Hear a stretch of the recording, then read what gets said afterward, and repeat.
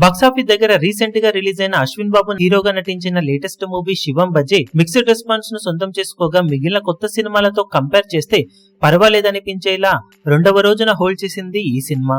మొదటి రోజు మొత్తం మీద తెలుగు రాష్ట్రాలలో 6,000 లోపు టికెట్ సేల్స్ ను సొంతం చేసుకున్న ఈ సినిమా రెండవ రోజుకు వచ్చేసరికి 5.3 వేల లోపు టికెట్ సేల్స్ ను సాధించి పర్వాలేదనిపించింది.